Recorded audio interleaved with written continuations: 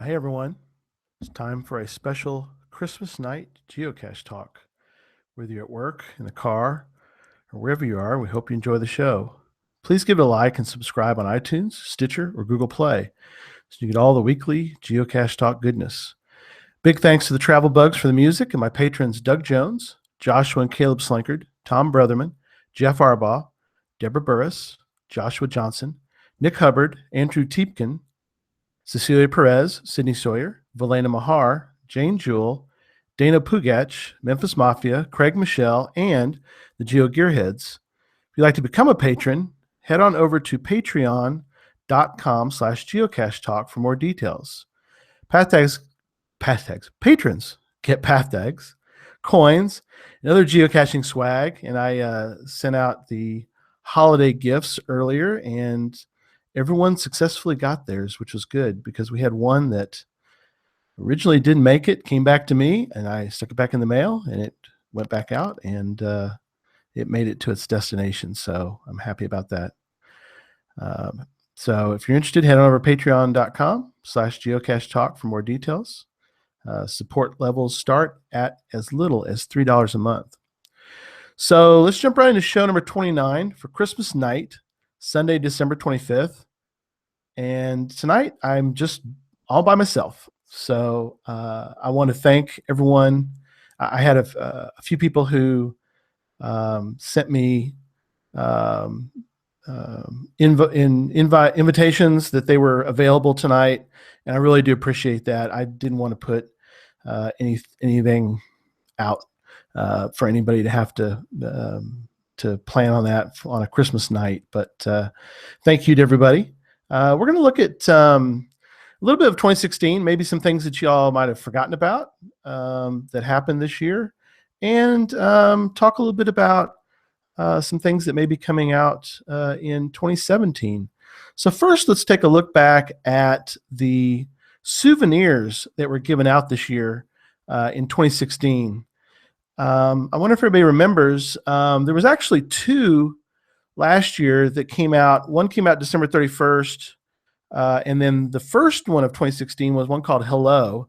And that one, again, was tied into the Goodbye. There was a Goodbye 2015 and a Hello 2016 last year, souvenirs that you could get. And then next one was a Leap Day souvenir that you could get.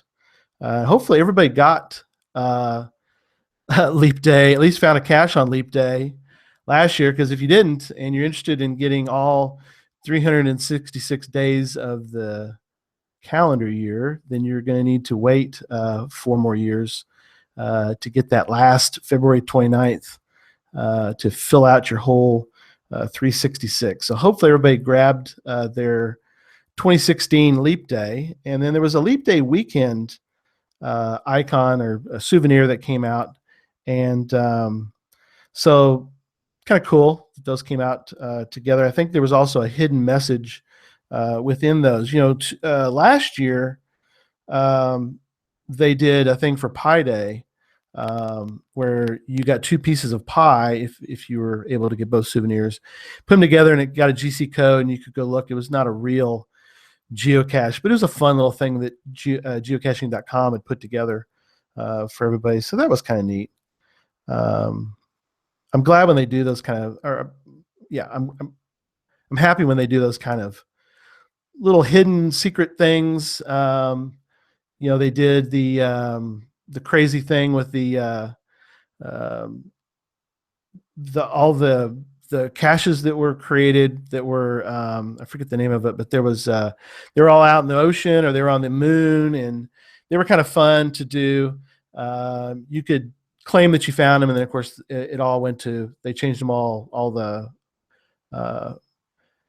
items to write notes because it wasn't real. They weren't real, but they were kind of fun to do. It's kind of fun. I like when geocaching.com does things like that. Next was getting outdoor. There was a CETO week, April 2016, and I'm leaving out. If you're looking at your own list, You probably have other icons this year that you found. I didn't mention, like if you found a state, then obviously you've got a new. I've got some states that we found this year that were new for us. Megas. So you probably have more icons. These are just sort of the ones that everybody could have gotten. Again, there was a CETO in April. You could get a souvenir for that.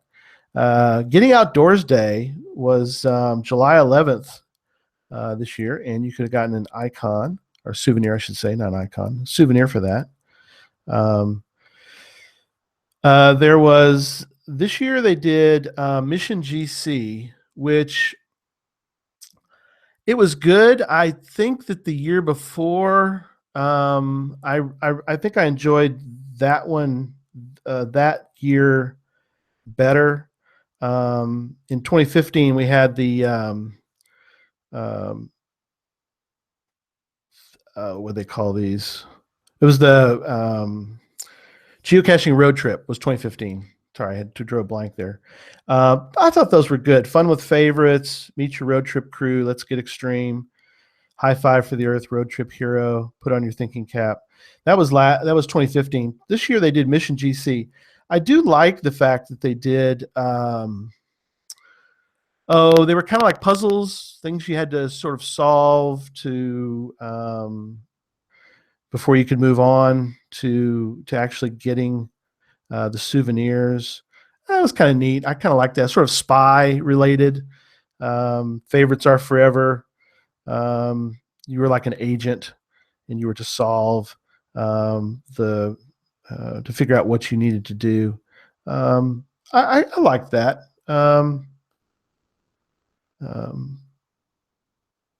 I appreciate when they do these kind of souvenirs each year. So hopefully they'll keep doing those. There was as I mentioned, the favorites are forever. There was one called One Cache is Not Enough.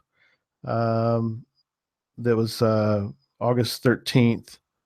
You had to find a multi-cache. Only one more stage of Mission GC remains after that, which was the international cache, which was you were to secure a mystery cache that day, and then of course if you got all the missions done, you got an additional souvenir that was given out as well, end of August. After that, the International Geocaching Day, August 20th, which is cool. I think they do that pretty much every year, and Slinky Mom and I have pretty much gotten quite a few of them. At least the last 3 years. I have to go back and look and see if we've got more than 3 years or 4 years worth of the International Geocaching Day. That's kind of cool. Shout out to all you international geocachers out there.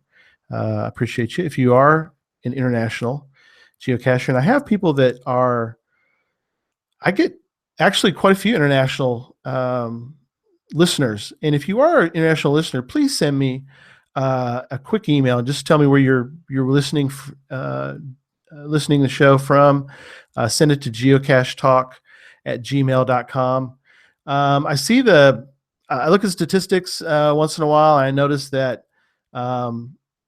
all over the world, I'm getting hits on the podcast. So I know about some. I know I'm getting a lot in Australia, so appreciate all you Aussies down there listening to the show. And Canada, always appreciate my Canadian friends and in different countries, Ireland, UK. If you're somewhere, again, please just send me a quick email. I would just love to hear where you're listening to the show from. And then there was another let me see, I lost my track. Yes, International Geocaching Day. There was another CETO week in September. Then there was the International Earth Cache Day. That was October 9th. That's kind of neat. Susan and I love Earth caches. Part of the issue with us, though, and we're going to actually talk about Earth caches real soon. We have a show in January I'll mention here in a few minutes. But we don't have a lot of earth caches around us. Well, there's still some in Dallas Fort Worth that we can go do. So I can't say, I can't complain too highly because I can drive the hour plus to get to one. It's just kind of nice when they're a little closer, and we've kind of started to remove all the earth caches around us slowly.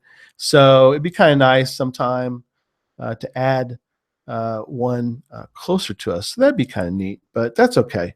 I appreciate earth caches. I enjoy them, and we try to do them whenever we can when we travel, and of course nearby when we can. Especially, we did one in Plano this year for the International Earth Cache Day. Very cool park that we did not even know was there. The usual geocaching thing, something you find because you didn't even know was there, so you found it because you're geocaching. So one of the cool things about our sport. Then there was the Haunted Hides souvenir that you get. You earned a souvenir by finding a geocache or attending an event between October 29th and October 31st. And again, I like the idea that it wasn't just the 31st, just to give people the opportunity to pick up this particular souvenir. So again, kind of a neat thing to provide for folks that's over a period of time for that one. There was a couple that I will also mention. They were, for lack of a better term, I guess they're a profile icon. If everybody remembers, if the duck race, if you did that, and they would send you a little bit of HTML code to put on your profile about the duck race. And also, I think there was one for Halloween that you could also put on your profile. So I called them profile icons. There's probably a better name. I'm sure somebody will email me what those were. But anyway, so those were the souvenirs and a couple icons. There were a lot of news stories, and I started listing several, and I thought, instead of just going through and rehashing all the news of the year, I do want to mention one that kind of stood out. There was a lot of buzz. We mentioned it on the show. We didn't really go into a lot of detail, but we really appreciate the ones that did. I know that Geocaching in the Northwest did a special show. They sort of did a quick news bulletin show when it first came out, and others have discussed the refinding of the long lost ape cache container up in the Seattle, Washington area, and appreciate the guys who found it, who have told the story on a couple podcasts and in blogs. So I'll read a little bit of this just to sort of put it back into context for everyone. So it was in 2001 that there were 14 geocaches were placed in conjunction with the 20th Century Fox movie Planet of the Apes. One thing that was mentioned to me on a show we did, I had on Chris Ronan of Headquarters Rock Chalk. We did a show on July 24th. This was before it was found.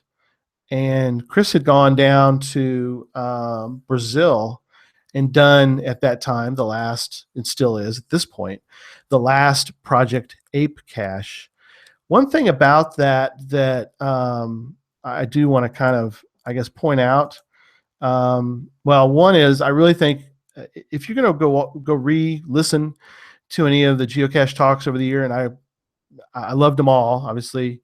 Being my show, I kind of did love them all. One thing, though, is I really enjoyed this one, and I want to mention some other particular shows this year, but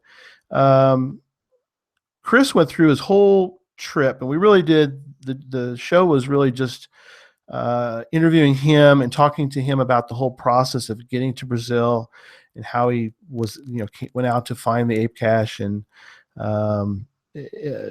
how he kind of had a panic moment because many people block or just filter out the Project Ape icon because there aren't but just one. So, and he had accidentally filtered it out, and so he didn't see the cache on his list. So anyway, story about that around that situation. But anyway, so there was these caches were put out. One thing Chris mentioned too on that show was the fact that people forget that in 2001, I mean, geocaching.com had just been around for, less than a year or right at a year. So this was a huge thing for them to have something as large as 20th Century Fox come to them and to do this sponsor of this movie. Just after 1 year, it's a tremendous thing that happened for them. And so they placed all these geocaches out, and some of them lasted longer than others. There's some great stories. If you go read, you can go take a look at all the geocaches, even though they're all archived, but you can still read about them. The one that was recently found was the one called Mission 9 Tunnel of Light, which is, again, out, it's about 60 miles east of Seattle. And it was found more than 3,000 times. Go back and compare sometime the amount of finds on some of the earlier caches, not necessarily the one down in the Southern Bowl, because the Brazil one's still active. So that one's I don't it hasn't been found that many times, because obviously it's a little trek to get down there to find that one. But it's interesting to go look and see about all the different ones. But that one was found quite a few times. And they do a mega there every year. It's a Going Ape mega event. It still goes on every year. And so the cache went missing. I'll take a quick look at it. So the cache was archived by the owner, Mountain Bike, and it was archived on 6/13/2011, and he temporarily disabled it the day before. So, and there'd been some issues before with the cache moving around, or and then finally went missing. And so, but anyway, so a group of folks went out in the area, and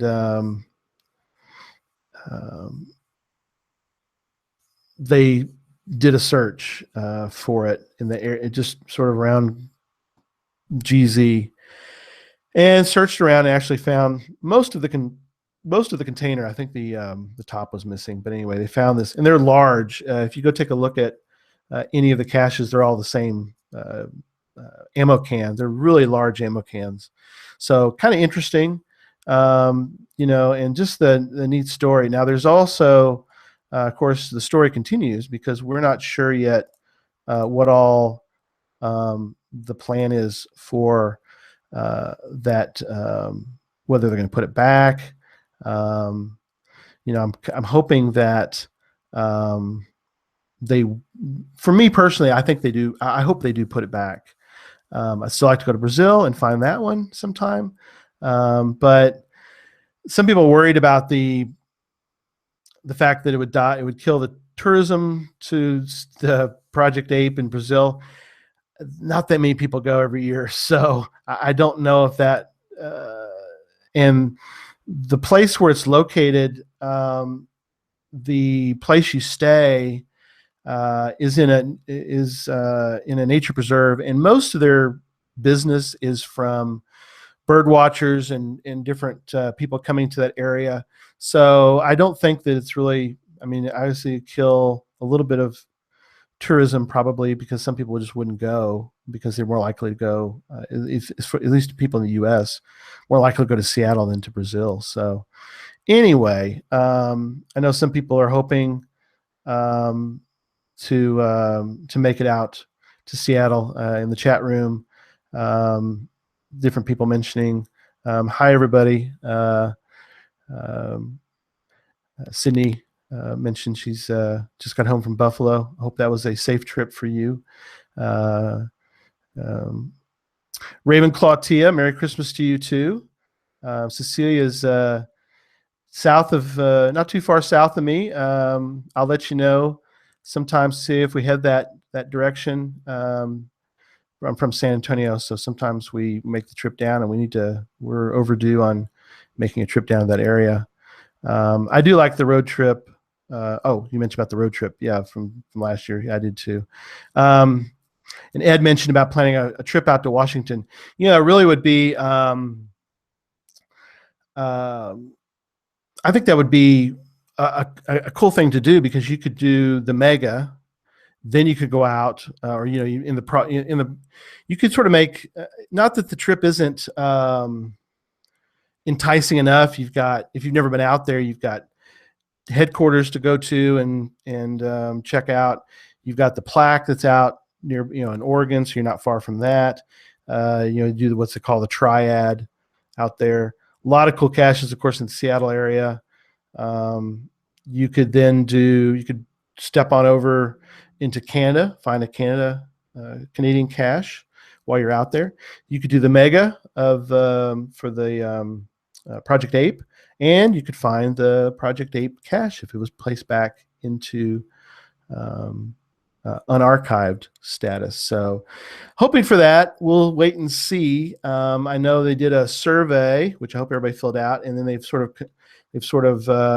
recorrelating that into another list for us to vote on again. So hoping that comes out soon and that we can all vote. And I'm voting for get that thing back into the wild. So yes, me too. So a lot of neat stories this year. Another one that I started to find, and I'm not going to go into a lot of detail. I don't know any of the latest on the woman that was found. She was geocaching and got lost, and I know she was found. Hopefully she's okay. I haven't heard anything new on that story, but I'm glad that geocachers got out and searched for her, and they were able to find her. So anyway, all right. So we'll talk a little bit about, again, the shows, and then some other items I'm going to do tonight. So the first show I did was actually a 0.5, because I was still trying to figure out all the moving parts. And I'll step back actually from that for a moment. Last year, being on Cache and Release with Michael Miller was a great experience. And just, tremendous thanks to Michael for letting me be on that show for that year. And then things just worked out. Michael and I are still friends. Everything's fine. Michael just sort of needed to go in a different direction and needed to kind of drop the show for now. So it just worked out that I was able to start my own podcast. And it's been wonderful. I've really I mentioned this before, but I've just tremendous thanks to everybody in the community. Have been just wonderful. Even from before the show started, I had a note from really every major podcast that I was familiar with, all the different people on the different shows who expressed their support. And it really is, I think, unique that all the different shows that are out there are so supportive of one another, that it really is like a family. And I really appreciate being adopted into the podcasting family out there. So again, thanks to everybody who was part of that.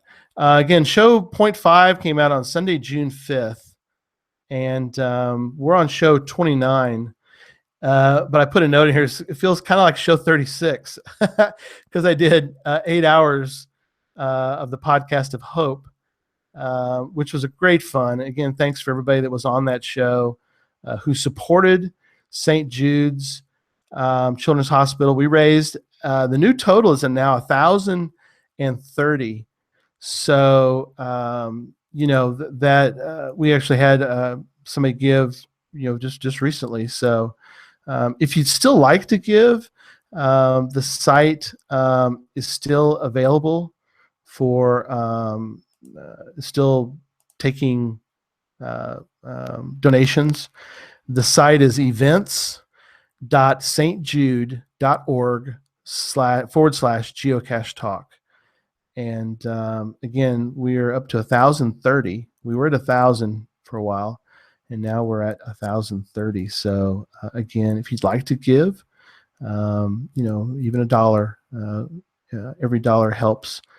All the proceeds go straight to St. Jude, to the support of their mission of finding cures for children battling cancer and other life-threatening diseases.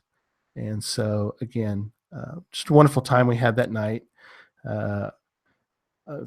We did holidays. Sarah Murphy from Ireland was on, as well as Peanuts or Pretzels, Josh and Liz, which really worked out great. It's funny how the whole 8 hours really kind of worked itself out.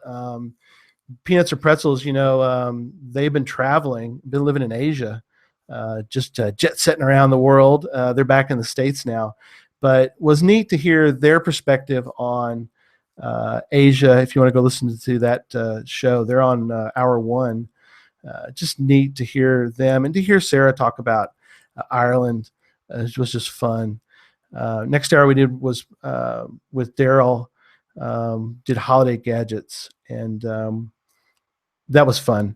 Daryl's such good, and I think that's kind of the neat thing about all the different shows that we have, is that you can listen to all the different ones, and I don't think we necessarily repeat each other or have the same themes. We do partially, but just different shows, and I always liken it to, if you're a fan of, say, the Discovery Channel, you're a fan of the channel, and you might have several shows on that channel that you really like, and they may be completely different, but they have a theme, obviously, on their TV show or the TV channel. And we kind of have, obviously, the same thing. We have geocaching as our channel, but yeah, we have all sorts of different kind of shows, and that's kind of neat that we do that. So check out all the different ones that we did. We did holiday gadgets again with Daryl. Deborah and I did holidays on the farm, which was great fun. She gave a recipe, and that was neat.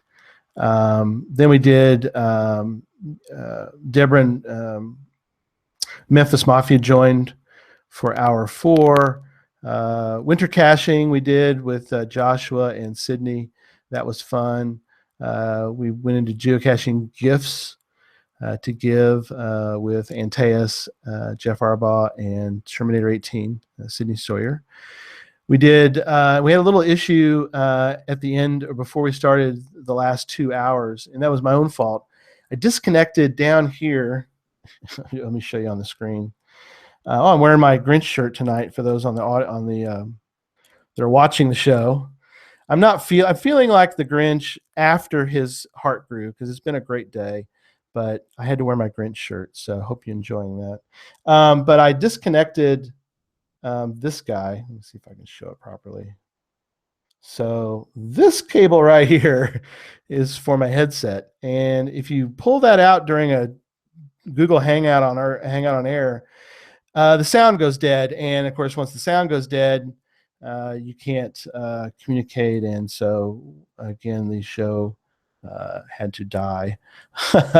So we just started a new one, which again was kind of frustrating to have that happen. But anyway, we carried on, and we did holiday movies for the 10 o'clock hour. And the last one we did, again, was with Memphis Mafia and Wits End.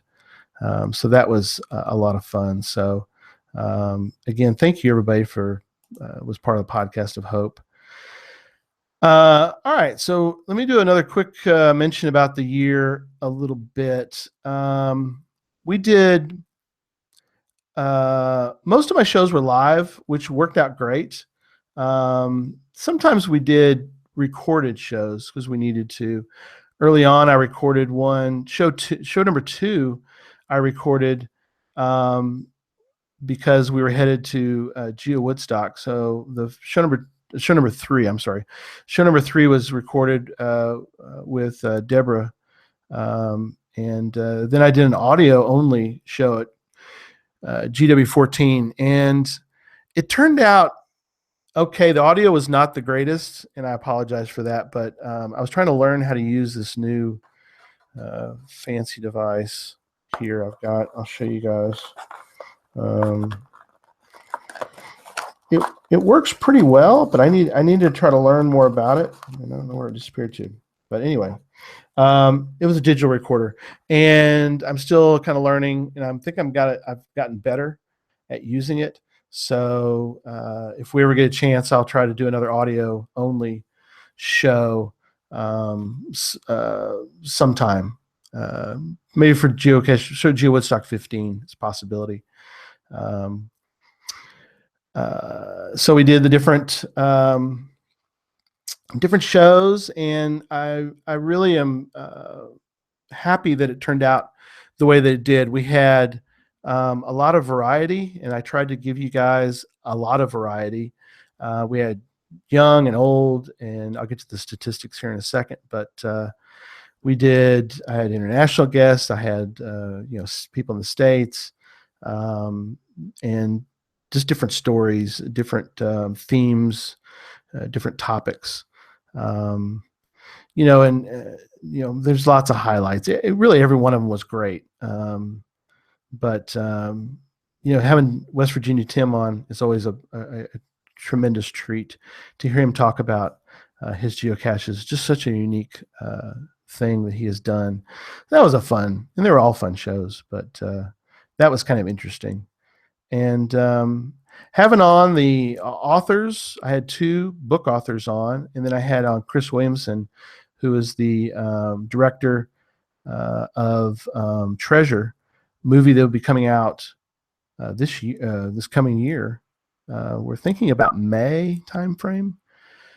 Don't miss that. I mean, that is going to be a tremendous thing. The movie is just a really good movie that doesn't just tack on geocaching.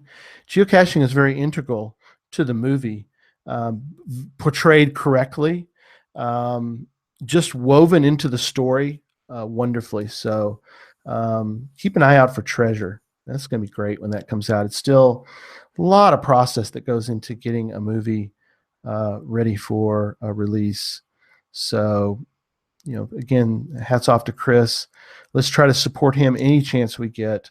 One thing he mentioned to me when we were talking one day before the show was he is committed to doing another geocaching movie if this movie does well enough and the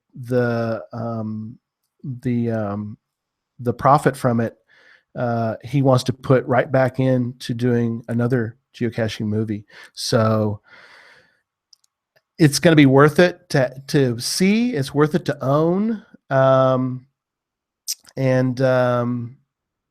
Let's support him every chance we get. So this was interesting. I did a quick look at all the different shows, not counting repeat guests, which there was a whole fun thing we did about repeat guests, but not counting that. I had 19 guys on. I had 13 gals. I try to keep diversity as far as I can on those, but I didn't really keep exact track of that. But had 2 authors. Again, had the one movie writer, producer. I had 4 Canadians on the show. I had the Land Sharks on. I had the Land Monkeys on. I had 1 Irish lass with Sarah Murphy in Ireland. That was great. I had 1 Aussie, Craig Michelle. I had a dog on the show. Come on, you gotta give me some credit here. I gotta be the only person that actually had a dog on as a guest. Molly, the fire safety and geocaching dog. That was a great show. And then of course Johnny Pugach. He was the youngest on the show. Although I had some young folks on, younger. Geocaching Katie, fairly young. She's in graduate school, and different people of obviously various ages. But it was fun having on different people. And we're going to talk about 2017 in a moment. But I want to share with you a couple things I got today, this being Christmas. So I'm going to show you guys some, and I'll, of course, describe them for all my audio listeners. So some of y'all may hate stuff like this, but I got a key holder. This is one from Hillman. So it's an Evil Rock cache that I'll turn into a cache. So looking forward to putting that out. Oh yeah. In the chat room, Ed, yes. Can you still get the coins for treasure? Yes, you can. I will put, I will send out, I'll send you the information because I don't have it in front of me, but I will find that. If you'd still like to buy a coin, I think there's, I'm pretty sure there's some left. $25 for a coin. It seems a little high, I know, but think of it more as it is a fundraiser. They're trying to get their money for, because it costs money to premiere things and to there's a whole process, let me tell you. And so any little bit that helps them, and you get a coin. You also get to see the movie early. I need to find out details about that. I think the movie will be at a stage, hopefully pretty soon, when you can actually watch a version of it. It may not be the last version of it, but he's going to do a thing for everybody who was there to purchase a coin. So, so I got an Evil Hide. I got a cool coin. I enjoy coins, as you can see back behind me. I don't really collect a lot of them. I collect them sort of as time goes on because either it was a friend. I bought the GC Docs coin when we were at Geo Woodstock, which I think you can still buy these from Justin. They're a really cool coin. This is the GC Docs coin. So I've gotten a few over the years. I get the TXG. I'm a TXGA member. Shout out to the Texas Geocaching Association. So love you guys. And they put out the coolest coins every year. I would just join just to get the coins, let alone all the other cool benefits you get. Ms. Pac-Man, I got from back when we had Doug McCrae on Cash Release. He's sending me the coins, and we had a couple winners, so I'll send those out once it comes in. So I got this coin today. Kind of cool. It's called the Quadrant geocoin. It's thick as heck. Look at how thick that sucker is. It's got a little, it's like a sextant, so it's got the little, like you're holding a sextant up to get your, shooting the sun so you can figure out where you are.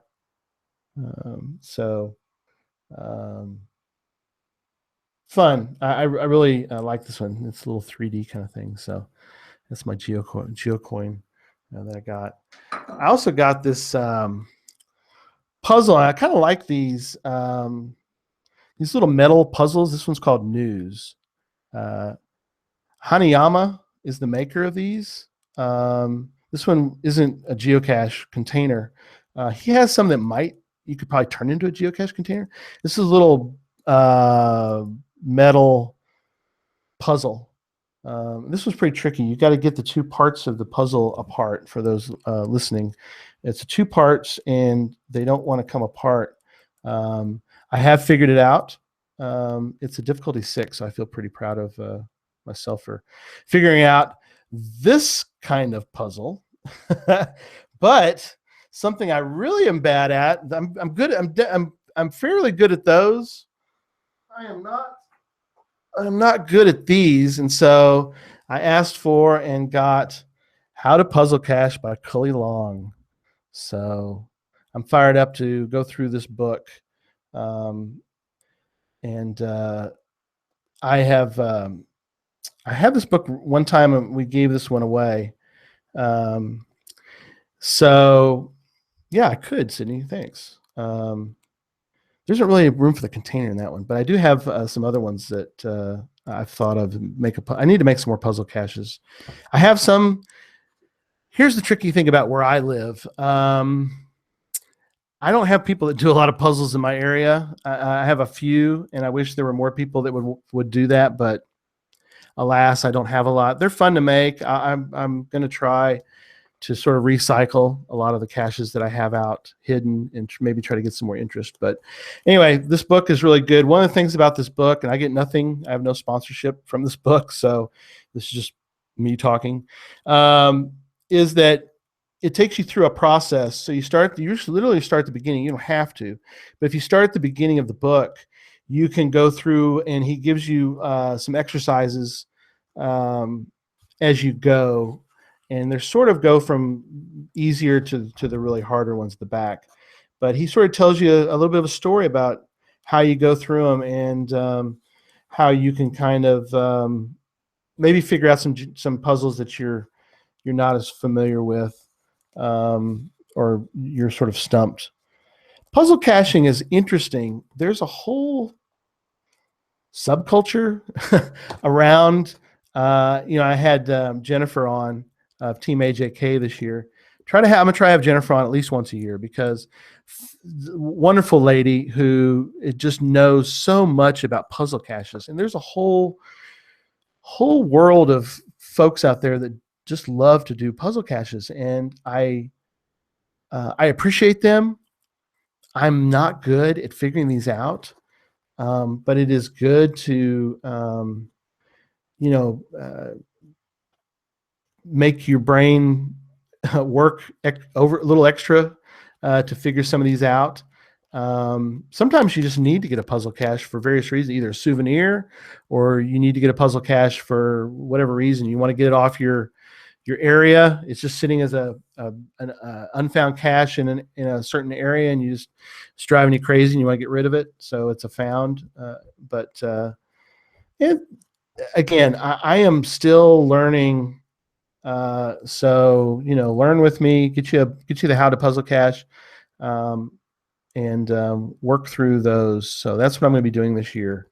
That one. So I got that. I got some other evil caches that I'm not going to show you, because I'm going to maintain some mystery for a few people around this area that do puzzles. So or difficult evil hides. So I'm going to leave the rest of them. I'm not going to mention. I did get a nice little mug. It's a Star Trek mug, so it's kind of cool. I'm showing it on the screen. It's sort of old school looking Star Trek mug. And yes, I'm one of those people that is a Star Wars and Star Trek fan. And yes, you can be both. So if you don't think so, that's just too bad. I'll pray for you. Haha. No, you can be a fan of both Star Wars and Star Trek, as I am. And then I think that's all that I brought in from the other room. So anyway, I hope everybody got good geocaching presents this year for the holidays. So that was the review of geocache containers. Well, let's talk about 2017 a little bit. And I've asked some folks, and again, if you haven't sent me your New Year's resolutions, this was an idea from Jesse of Memphis Mafia. He thought it'd be neat to have everybody send in their New Year's resolutions. So send me your New Year's resolutions, geocachetalk@gmail.com, and I will put you into our little section on the website called 2017 New Year's resolutions. And some people have, and I appreciate that. And we'll kind of keep track of during the year, and I'll kind of check back with each person as the year goes on. Let's see how many we do. I mean, resolutions are, we try to do, but if we can't do them, then, we can't do them. But we have to have a goal for the year. So some other ideas, some suggestions from me to you. for 2017. One is to attend a local event. Now, some of y'all are like, well, duh. I mean, attend a local event. I attend local events all the time. There are some folks out there that did a little cringe when I mentioned attending a local event. And they sort of are going to write me off on this one. But hear me out. I know for some folks that they are not big into maybe the public, social event. Their personalities are not, their personalities don't sort of lend themselves to the show up and start talking to strangers type of person. But take a leap, take a little bit of a chance, a little change of pace, brave a local event if you've never been to one. Geocachers are the friendliest folks on the planet. Just go and say hi to a few people. Just kind of get to know them. And, it's fun to get to know some people locally because of a couple of different things. One is you might hit up a little bit of a friendship, and maybe you're someone who doesn't go out and geocache with others very often, and you make a friend. You can always call them up and say, hey, I'm going to go try this difficult D5, T5, and I really want to have somebody come with me to hold the ladder, or, whatever, be there as I, take a little kayak out and I want somebody to be there with me, or whatever happens to be. You can get to know some folks. Slinky Mom and I have gone to attended local events in our area and have met some people, and that's how sort of the Motley Caching crew got together. And the Motley Caching crew is going out in a few weeks to somewhere in Dallas, and then we'll of course end up at barbecue somewhere, because that's what we do. We always end up at a cool barbecue restaurant when we're hot, sweaty, and wore out from attempting to find a bunch of geocaches. So that's our fun thing we do. But I wouldn't have known or gotten to know them had I not attended a local event. Another thing to do is to attend a mega. Now, megas are different. They're a completely different animal from your local event. And I actually suggest that your first event not be a mega. It's okay if it is, because they're fun. They're a different kind of fun. You can get to know people. It's not as easy if your personality is one that doesn't really kind of you're kind of maybe a little more introverted than others, and so you're not going to find as many. You're not going to have as easy of a time, but still, you can just attend a mega, and you can do so the same thing. Just just stop somebody and start talking to them, because they're all, again, very friendly. And I suggest different ones in your area. The ones that I am sort of have penciled in for the year. I'm hoping to go to at least 3. And the first one is March 18th is the TXGA. It's the Texas Mega. It's a challenge event. I probably won't do much of the challenge part, but it's sort of a combination challenge event. And for those that don't want to do the challenge, that's okay. But it's going to be in Tyler, Texas this year, which is only an hour from me. So I just can't miss that one. It's just so close. And I feel sort of bad that we didn't go the last couple of years, but I'm going to go this year. So the TXGA one, if you want to go to that one, I'm more than welcome to work with you to make sure you get every place you need to go down there, and it's going to be great fun. Another one I'm looking to do, because it's a little closer to home now that it's moved, or it kind of moves around. So the one this year is Moga, April 22nd. Going to be in Kansas this year. It was in Cincinnati last year. So for us, it's a lot closer to go to that one this year, Manhattan, Kansas. And looking forward to going to Moga. Again, another challenge one. Interesting thing about Moga, is that Moga was started basically after somebody attended the Texas Challenge event, and they started Moga. So again, it's one of those you don't have to do the challenges. You go check out. There's different vlogs on Moga that have come out, but go check out Joshua's the geocaching vlogger. Him doing this bicycle thing. He had a good time last year at Moga, so planning on doing Moga. So, if you're interested in that one. And of course, the granddaddy in the US, the granddaddy of them all is Geo Woodstock, May 27th. I think I have that date right. It's in Waynesville, North Carolina. And if you're wondering, where is Waynesville, North Carolina? It's very close to Asheville. So if you want to make a plan, you probably want to get a room near the area. You can get something in Waynesville. You could get maybe a bed and breakfast. In fact, I'm hoping to have on as a guest one day one of the ladies I spoke to who runs a bed and breakfast in Waynesville, and talk about the area and sort of a different, unique kind of show with her. But again, if you stay in Asheville, a little much bigger city, you can drive between, and I think most of the events during Geo Woodstock will be in Asheville. If you go, like we went last year in Denver to the whole week, so we did events almost every day for a week.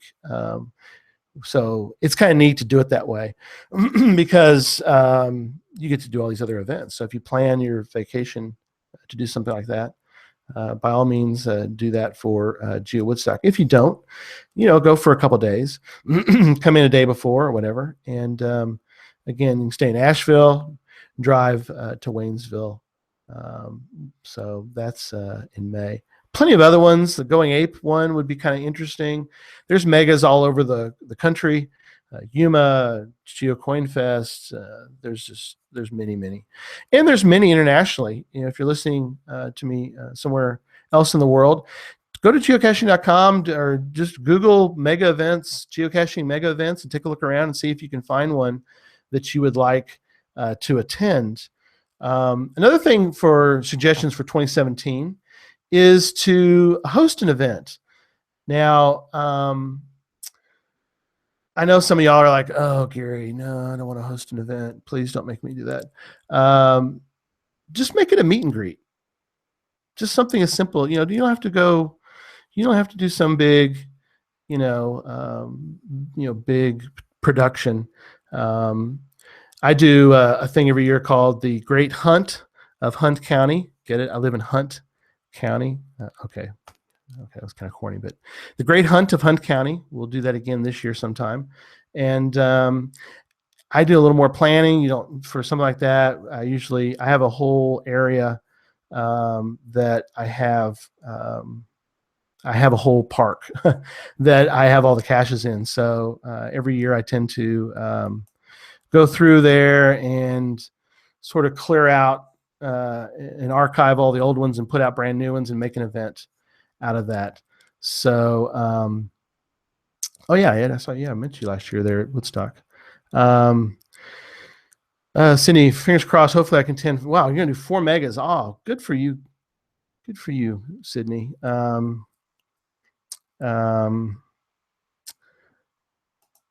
So, host an event, just something as simple as a meet and greet, just something to get together, at your local Tim Horton if you're up in Canada or wherever, and get to know some folks. And then once the event is over and people are still hanging around, then you can go geocaching together. You can't do an event around about going out and just geocaching. You can't do that. But there's nothing about a meet and greet where once the event is over and there's people still hanging around, you could go do something together. But you can just host the event and again just do like a meet and greet, or do an exchange, do a travel bug exchange, or a path tag exchange. If different people have path tags. Here's mine from last year if folks want to see that. A lot of cool path tags out there. There's the Geocache Talk path tag. I'm not sure what I'm going to do this year for the patrons, but I'll be doing something for them and different levels. Different levels for me. On the patrons get different things. Everybody gets a path tag. Some of the people that give a little bit more, they got a Christmas gift this year. Again, it's based on the levels that I have for patrons. We also did one patron event this past year. I hope to do more this year. We do a patron game night, and that's open to all patrons, $3 level or up, where we get together. We play a game called GC World. It's gotten good reviews. People love it.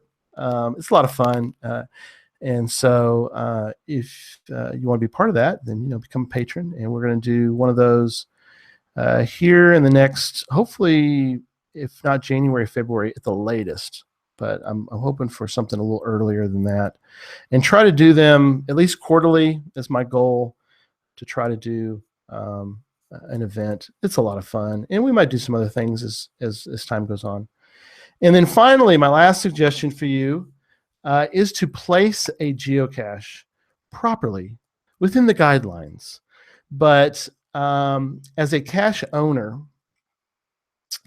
it is work.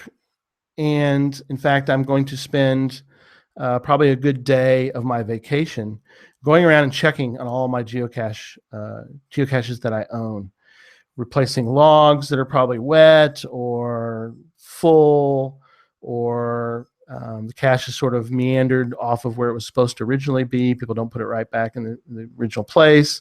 So some days when I do that, it's almost like a hunt for a geocache myself, because I can't find my own container because somebody's moved it. But place a geocache, and let me tell you why. Let me explain. A lot of people, or many people, don't, and I understand to a degree those that do not place geocaches. Think about us geocache owners when you're out finding our geocaches. We can't find our own, as you know. We can't find our own geocaches. If people live in maybe a small town, such as us, I've cleared out my town. There are no caches really nearby. There are some in the north part of the city that we're planning to do. So, there are some. There's one that we found recently, sort of in the middle of the city, that was sort of hanging there. But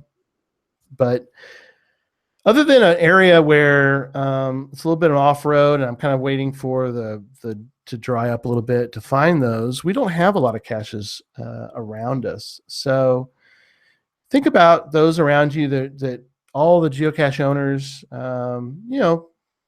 look for a spot and place a cache, even if you've never placed one before. Part of the interesting thing too about placing a geocache, if you've never done one before, it will help you to learn a little bit about finding geocaches, because you have to be very accurate, and you find different ways to be accurate in your placement of a geocache. And then you get to learn the joy of getting a log that says, "This was easy." Well, maybe it was supposed to be easy. I have several caches that are supposed to be easy. So telling me in a log that this was an easy find is a little disappointing. Try to write better logs, because you're not really the one that's reading the log. I mean, you might go back and read it sometime. I don't really go back very often to read my own logs of caches I found. The only people that are really reading your logs, well, there's two people. Two people are reading your log. Future geocachers that are looking at your log to try to determine something about the log, because they're maybe trying to look for a clue or a hint as to where the cache may be, or if it's there. A lot of people, like when Susan and I go out geocaching, we look for caches that have been found recently, so we can kind of move along, because now we have searched for some that have been DNF'd, because that's kind of fun too to search. But if you're out of town, you're trying to do, trying to get to a goal, you're going to be searching for caches that have been found recently. So we tend to look at the logs to find out what people write. The other person that reads it is the cache owner. Most, if not all, geocache owners will get a notification when you find their cache. And what do? I go look because I want to know what your experience was.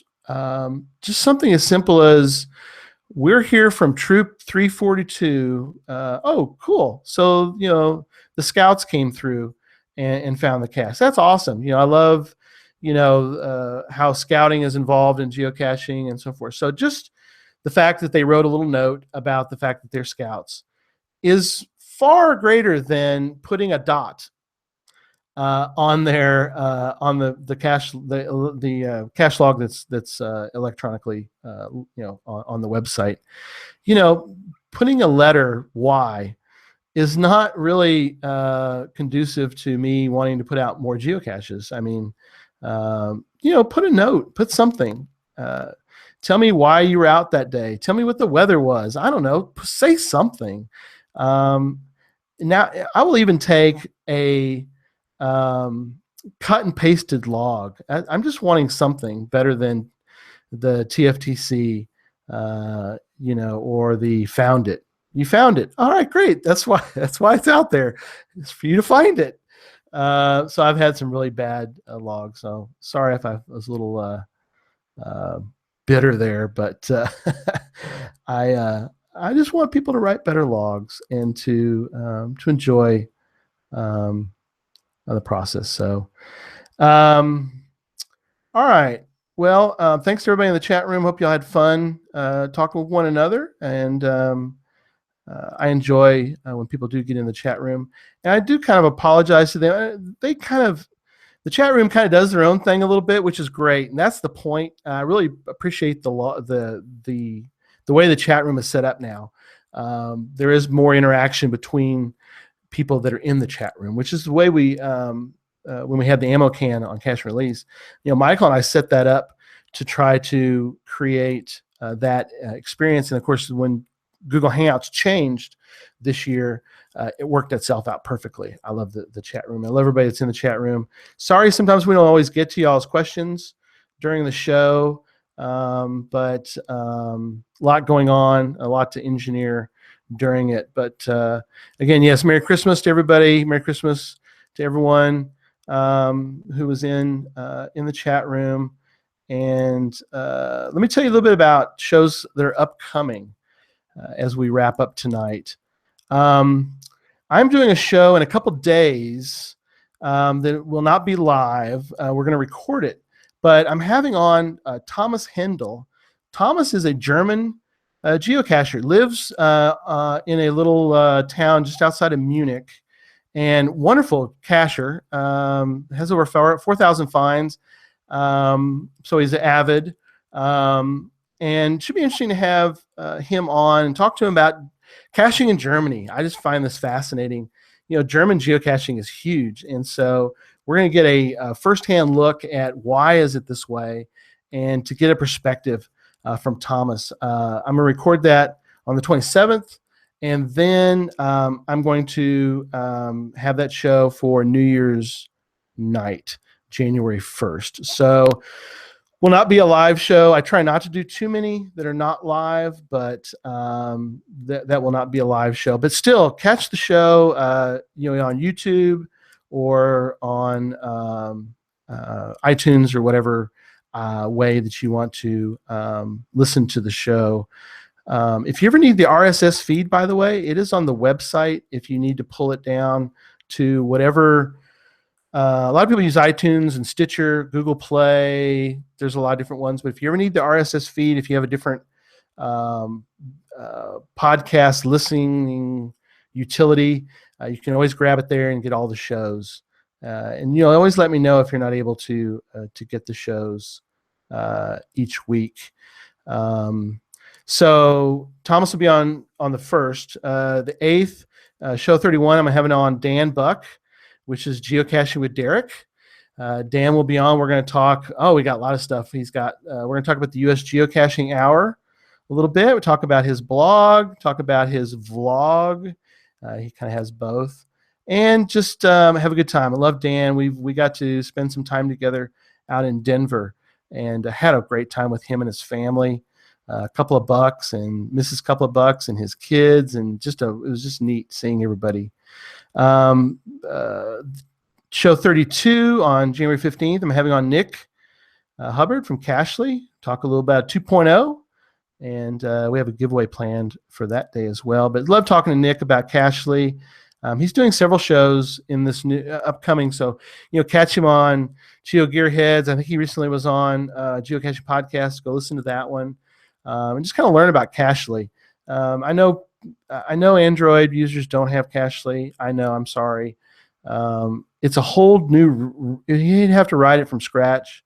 In case people are wondering, I thought that you could just take it and move it, but you can't. You have to rewrite it. So someday, maybe Android will come out with another one, or you may enjoy the ones that are currently out there for Android. But if you're on iOS, if you're on Apple, Cashly is the way to go. It's inexpensive for the price. It is well worth the price. Let me tell you right now.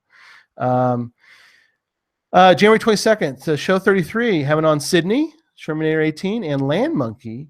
We're going to talk about Earth Cache submissions. That's interesting. We're going to talk about getting an Earth Cache submitted and how to get it hopefully published. Interesting, fascinating story for that.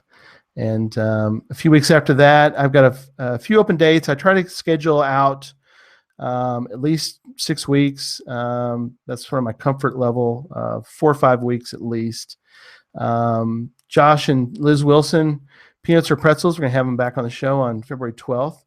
And then a couple notes for the year. 1 year into this show will be June 4th. That should be show number 52. So that worked out, hopefully.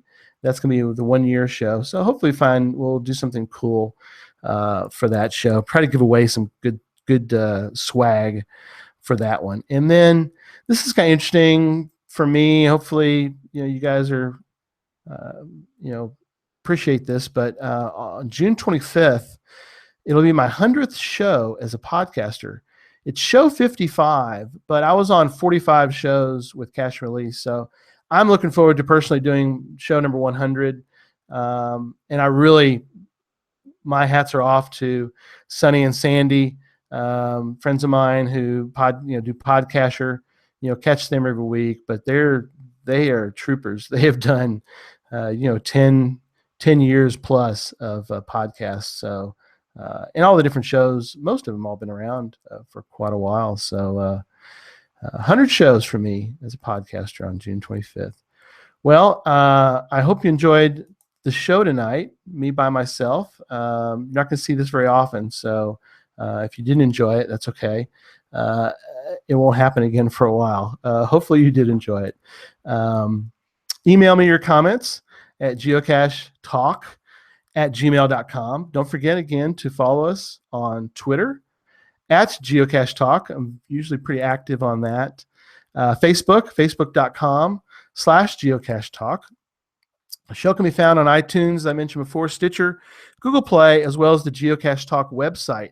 If you ever want to just watch the show or listen to the show, just go to the website, and there's a link for the audio and a link for the video every week. So if you don't want to mess with iTunes, you don't want to mess with YouTube, that's fine. Just go to the website, click on it, and you can watch or listen to the show anytime you want. And again, don't forget to click on the subscribe button. I think I'm pointing to it. It's in this corner, I'm pretty sure. So click on that subscribe button. One thing I like about the ones I subscribe to is it reminds me, oh my gosh, I forgot they're on right now. And so it's helpful if you have a busy week, you get a notification that a show is beginning to start, and you can go watch it or listen to it at that time. So until next week, don't just talk about geocaching. It's the holiday period, but that's okay if you can. get out and go geocaching. So good night, everybody.